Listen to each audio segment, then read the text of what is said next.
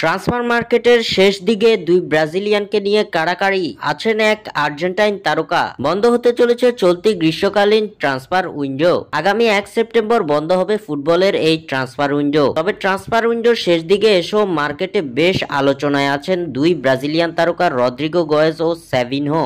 এদের সঙ্গে পাল্লা দিচ্ছেন আর্জেন্টিনার আলেহান্দ্রো গার্নাচো। রিয়াল মাদ্রিদের ব্রাজিলিয়ান তারকা রদ্রিগো গোয়েজের ক্লাব ছাড়ার খবরে সরগরম সংবাদ মাধ্যমগুলো।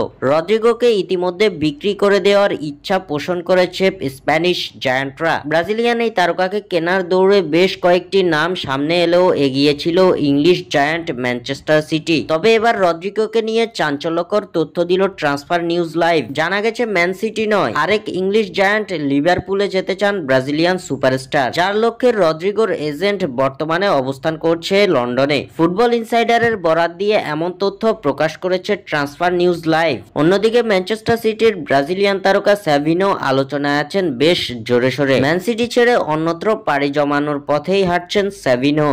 সাভিনহোকে কিনতে ইংলিশ জায়ান্টদের বিশাল এক অফার দিয়েছে আরেক English club Tottenham Hotspur. Team টকের বরাত দিয়ে ট্রান্সফার নিউজ লাইভ জানিয়েছে ব্রাজিলিয়ান তারকা সাভিনহোর জন্য 85 মিলিয়ন ইউরোর প্রস্তাব ম্যানচেস্টার সিটিকে দেওয়ার জন্য প্রস্তুত টটেনহাম, যার লক্ষ্যে কাজ করছে ক্লাবটি। এদিকে ট্রান্সফার মার্কেটে দুই ব্রাজিলিয়ানের আধিপত্যের ভিড়ে তেমন কোনো আর্জেন্টাইন তারকা না থাকলেও আছেন একজন। তিনি হলেন ম্যানচেস্টার ইউনাইটেডের আর্জেন্টাইন তারকা আলেহান্দ্রো গার্নাচো। আর্জেন্টাইন এই তারকাকে দলে ভেড়াতে বেশ আগ্রহী চেলসি।